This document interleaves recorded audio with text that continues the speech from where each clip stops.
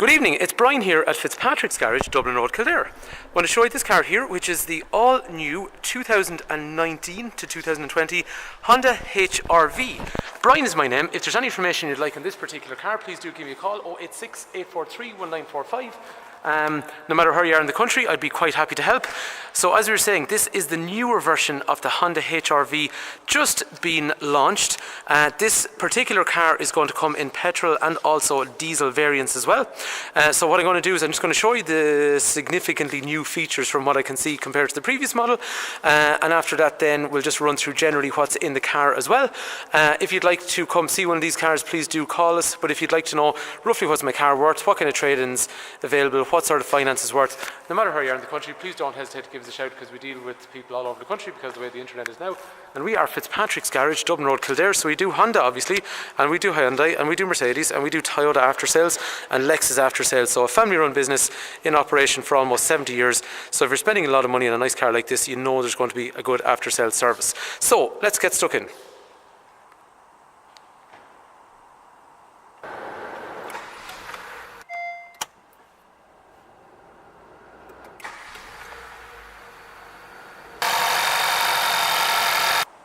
Okay, so let's start while we're back here at the very back of the car. So the refreshed model, the first obvious thing I see on the car compared to the previous model is we now have a nice chrome strip along the boot.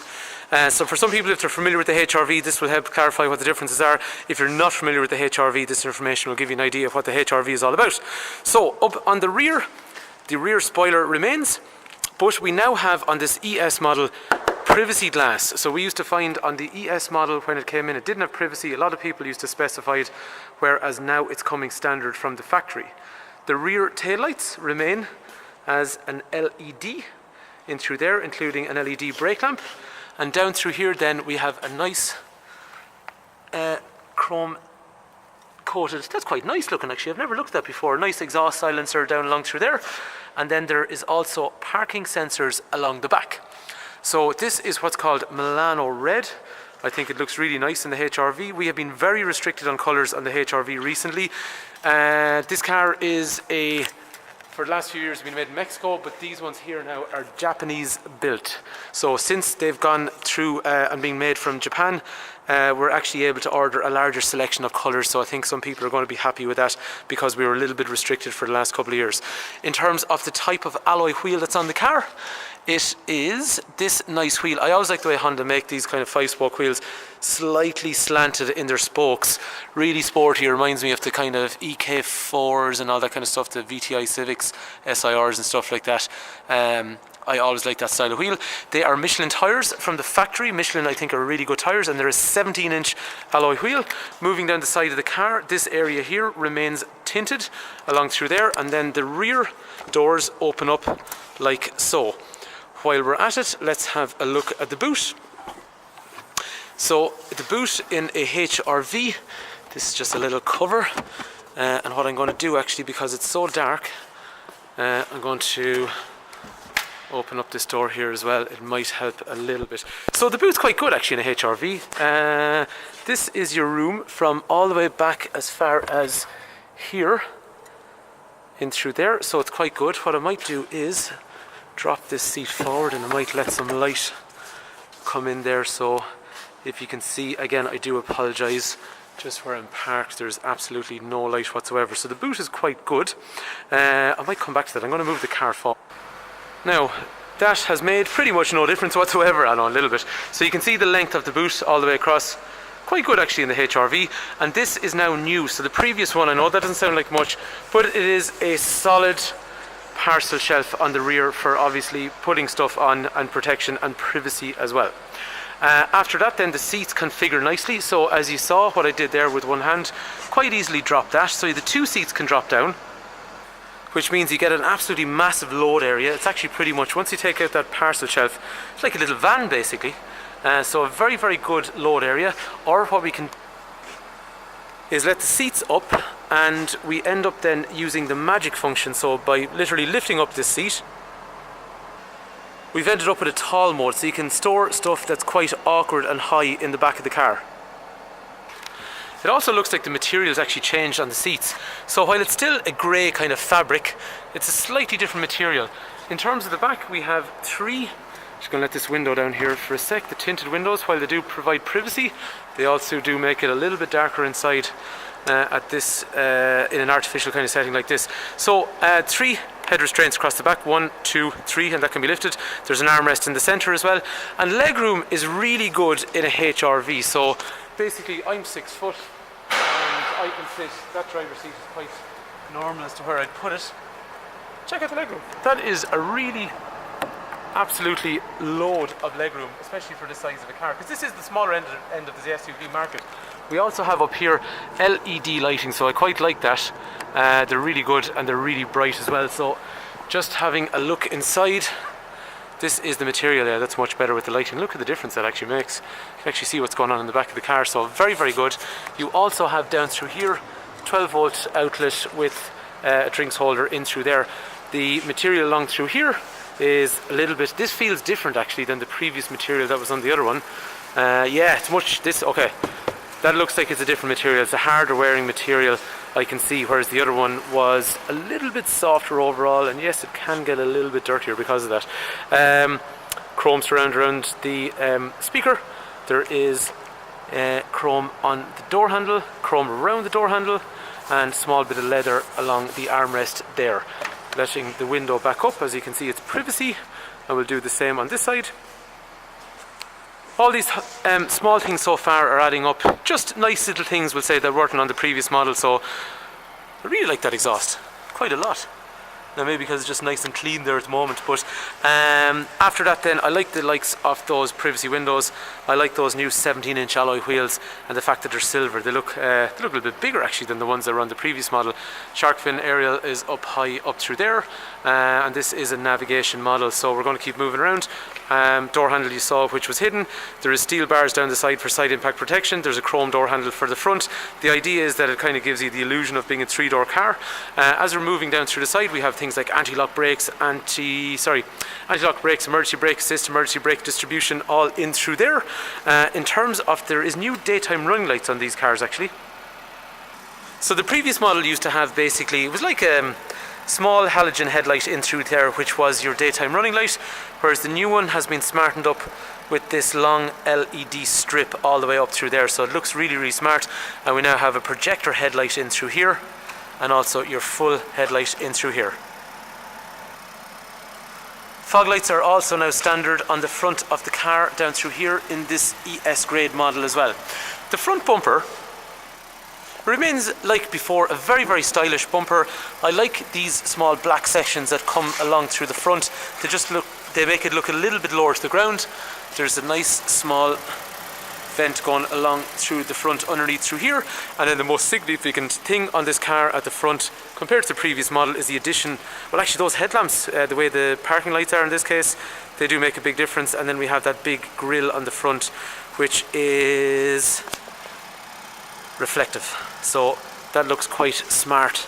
And behind and underneath that bonnet there is a 130 horsepower VTEC engine. It's a little stonker of a car to go. That is because, again, that is based on the Jazz, so it's not a heavy chassis to start off with. So with that 1.5 130 horsepower, they're a great crack to drive. There's loads and loads of engine response in them, so they're really, really fun. They remind me of the slightly older Hondas, we'll say, before the turbocharging stuff came in, but not in a way. They actually are good out fun. There's good get up and go in the car. Nice engine to enjoy. After that then, in terms of the headlamps, they will be automated, so they'll come on at night when it gets dark. The wipers will come on when it rains. It'll have collision mitigation, so if you have a look on the top of the windscreen up there, you can see that it'll sensor, one for lights, one for wipers, and then after that there is also one up there. So if under 32 kilometers an hour, if you're about to impact something like that, Hyundai i40 there, it's going to basically apply the brakes if it detects that you haven't done so at the appropriate time. The car should have a full closure function. So basically when I hit the lock button, our window retracts, as you can see over there, and our wing mirror retracts. Or similarly, when I unlock the car, the windows will pop down as well, so all from the key. So it's dead handy overall how that works. Getting back onto the material on the seat, like we saw before, that seat looks very similar. So like the generation that's gone before, nice lateral support. I'm just going to turn off this heating actually, because it's making noise. So I'll show you how that works better in a sec. But again, yeah, I quite like this hard wearing material along here. This door card feels a lot harder and more supported than the previous one did before. So that's a good thing, I think. Again, I like these little bits of chrome around the door handles and the speakers. Front and rear electrics for windows and mirrors and all that kind of stuff in through there. The seat has good good peripheral support on either side of you. Same here, a small little bucket here just for support overall. That's just to keep the floor clean. After that then you will have an econ function which reduces how aggressive the cruise control is, and the air conditioner in favour of saving fuel. We have parking sensors front and rear. We have lane departure warning which warns if we drift out of our lane. We have an alarm on the car which we can turn off. Traction control in through here, and then for safety, driver, passenger, curtain airbags up high on both sides, side impact protection, and really good anti-whiplash head restraints to stop your head from going too far backwards if someone ends up hitting you from behind. Right, sitting into the car, I have cruise control with a speed limiter.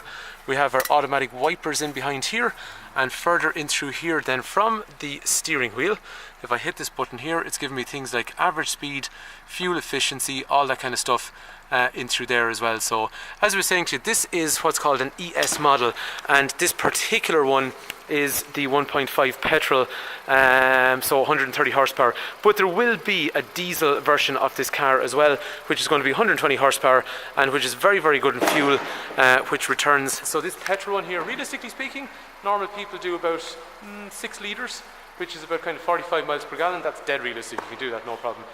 Diesel ones of these then, usually in the region of kind of, we got one guy now that's below 4, but say on average 4.5 to 5 litres, which is somewhere in the region of kind of 60ish. Not even that, 4.5 litres actually quite consistently. That's about somewhere in the region of 60 miles per gallon. So this ES model will be available with both choices of either non-turbo petrol or turbo diesel. Headlights, as I was saying to you, is automated in through here.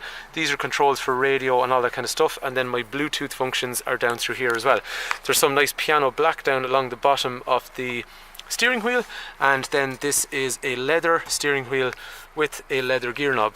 I'm just going to use these lights up here, which again are LED, and it looks like there is odd. Okay, right, so we got lots of LED going on. So there's actually one light here, one light here, one light here, same on the other side. So that gives a nice bit of light in the car. Actually, I don't remember that being on the other one. Maybe it was. Right, bit of storage with an armrest that moves backwards and forwards. We have drinks holders down through here. We have an automatic park brake with brake assist on a hill. After that then you have your functionality for the heating, so different temperatures on each side of the car. Front and rear windscreen demisters. After that then auto functions in through there, synchronize if you want to control the car all by yourself. And after that then we have the Honda Connect. Because it's on a screen, I'm just going to turn off these lights in through here for a sec, even though I don't know how to, because yeah, fine, okay. So Honda Connect, this was always here. So your screen is in through here. This is telling you obviously what's going on in the car. If I look to my right then, or sorry, my left, I have my heating down through there, and over there then this is what it's like. You have your Honda Connect. So it hasn't changed massively, but in another way it has changed absolutely massively. So this car, Honda Connect in through here, things like phone, trip information, there's Android functionality like browsers and all that kind of stuff in through there, calculators and stuff. Two big things have happened though. So while it looks the same, it is now giving you reverse camera with different settings of what way you want to use it, and also then dynamic guidelines depending if you're going left or right. So that's a massive function. And yes, this has been a problem in the other car that went before, because a lot of people at Civics, they got out of Civics in the middle spec, it had that, disappointed when they were getting into the HRV, it didn't have it, so that's cured that problem. It's really advanced, you know, it's quite a good unit already anyway, but the camera was missing, so it's in there now.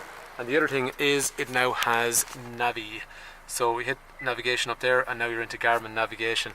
In the ES model before it, that was super rare unless it was ordered as an extra, so now it's coming standard, because you had to move up into a spec that was €4,000 more if you wanted to go for the navigation option. So I'm just going to close up this door. So that is, close up this window as well actually. And as most people know, these cars are generally extremely reliable. And what I like about these ones is they are Japanese built. So the build quality in Japan is usually really, really good. So that is the new version, 2019 Honda HRV. This is the ES model, which is the middle spec. That is a Milano red car. We've got a choice of colours for the first time in ages. And we also have a car now that's coming with things like a reverse camera and navigation as standard in that middle spec, and it's got some nice wheels and it's got tinted windows and stuff like that as well. So really nice looking car. So if you are somebody that's got a HRV already and you're looking to upgrade for 2019 into 2020, this is definitely worth looking at. There's some nice new stuff in the car that I think will be make it worth your while to change up. Plus we have people looking for 1 and 2 year old HRVs, so I'll be really interested in changing people from their 16 and 17 HRVs into these guys here. And secondly then, if you're not somebody that's familiar with the HRV and you're looking for a car and you want an SUV, and I mean, okay, there's the iX35 over there and there's nothing else in the showroom here as well, or in the workshop, but usually we do Tucson and Hyundai, and there's a CRV which is bigger. They're all bigger, they're all SUVs. This one is a nice, tidy size car. So this is going to suit someone who they're saying, right, I want an elevated driving position, I want an SUV, but I don't want something big and bulky. And the nice thing, it's got all the parking aids now, including sensors and the camera as well. They're easy to run, they're really, really reliable. And like everything with Hondas, it's something different. Because there's so many, you drive down the road any day of the week, look at all the cars, there's so many cars you see that are the same. What's nice about Honda, it's a bit different. It's a bit more individualistic. So we can do finance on a car like this. We can trade in your car. So hopefully this car is of interest. If you want anything, please do give me a call, 086 843 1945. And thank you for taking time to watch.